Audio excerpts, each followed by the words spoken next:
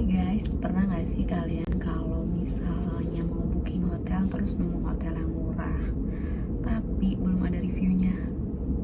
Nah pasti udah mulai negative thinking, jangan-jangan jelek dan sebagainya ya. Nah jangan dulu negative thinking, karena bisa jadi itu justru hotel atau penginapan yang baru dan emang bagus, tapi butuh review gitu kan. Jadi dia nurunin harganya dulu gitu dengan promo lah. Nah tapi bisa jadi emang dia beneran juga kaleng-kaleng gitu. Nah gimana ya cara ngebedain biar kita tuh nggak rugi gitu ya.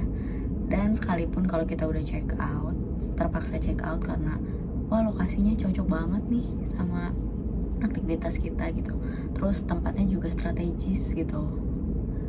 Nah pokoknya kita mau nggak mau harus hotel itu gitu ya. Nah gimana cara minimalisir kerugiannya semisal itu nggak sesuai? Nah jadi kalau udah mulai penasaran, hampir aja spoiler, pokoknya tonton aja sampai beres ya biar nggak kelewat infonya. Jadi skip, nanti malah rugi ya. Oke, tonton sampai habis ya. Thank you.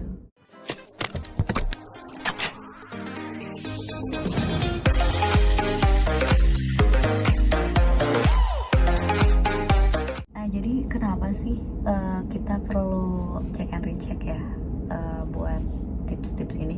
Karena ya pasti ada lah ya yang udah dapat pengalaman jelek, termasuk aku gitu ya. Jadi belakangan ini tuh pernah tuh dapat penginapan atau hotel yang zonk banget lah. Ya nggak apa-apa sih kalau nggak sesuai gambar ya. Jadi kalau kalian udah pernah lihat gambar foto-foto kamarnya, fasilitasnya, ya itu belum tentu 100% sih. Nah karena ada juga yang memang awal kelihatannya bagus banget, pas udah datengin kayak kok jauh, bahkan dia kadang pakai foto hotel lain kan. Ya bisa dibilang jahat banget sih, karena emang nggak ada yang kayak gitu nggak mirip banget. Nah misalnya dia tuh kerjasama sama aplikasi A gitu. Nah di aplikasi A tuh ada gambar-gambar contoh hotelnya. Nah dia bisa ngambil dari situ. Itu juga sempat kealamin. Tapi nggak tahu kenapa bisa gitu sih. Intinya nggak mirip aja sih alasannya gitu. Jadi pas kita udah kebayang nyaman, pas datang zonk, intinya gitu. Nah ini salah satu yang gak sesuai. Aku gak bilang jelek kok, cuman ini gak sesuai sama foto gitu. Ada sobekan juga kan di kursinya kelihatan.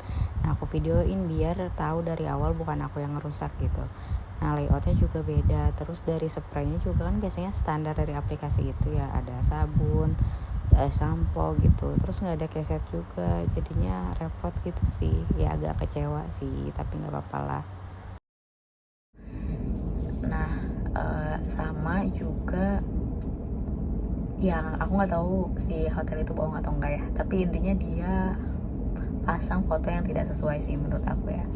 Dan terus juga bisa jadi kayak waktu itu pernah ngebooking, pas di maps ada, lokasinya ada, pas dicari reviewnya ya justru belum ada. Pas ke situ ternyata nggak ada ruangannya, dan waktu itu maksudnya nggak ada gedungnya gitu ya, buildingnya atau rumahnya atau hotelnya.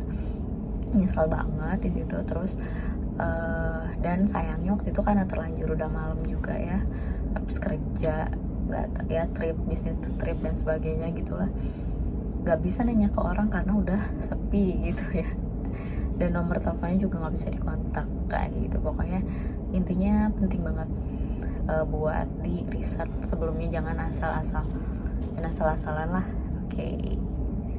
Oke. Jadi tips-tipsnya adalah ini dia. Oke, tips yang pertama, kalau misalnya nemu yang nggak ada reviewnya, jadi kalau zaman sekarang tuh kalau belum ada review di salah satu apps, belum tentu nggak ada di apps lain ya kan. Coba cek di apps lain, misal kayak di Gmaps, terus di TripAdvisor, atau ya apps lain lah yang relate gitu ya. Kalau misalnya kamu booking di apps A, coba cek di apps B gitu, dan siapa tahu kalau kamu cek di apps lain harganya lebih murah gitu ya. Nah terus coba lihat dari website atau apps lain gitu. Kalau misalnya reviewnya juga sama-sama jelek, kebanyakan jelek, dan tapi sejelek apa gitu.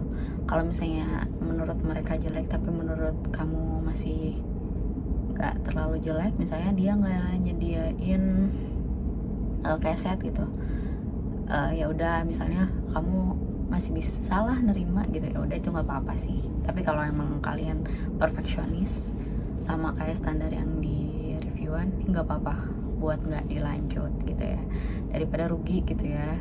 Tapi buat kalian yang mau trial error gitu ya, kayak gambling, coba aja. Tapi kita bisa kok minimalisir kerugiannya, misalnya sekalipun kita dapat zong gitu. Buat minimalisir kerugiannya itu, coba tips yang kedua, yaitu pilih skema yang refundable sama reschedulable. Nah jadi kalau beberapa hotel atau penginapan tuh biasanya dia ada yang beda harga sedikit lah, beberapa puluh ribu gitu, tapi bisa di refund atau bisa di reschedule.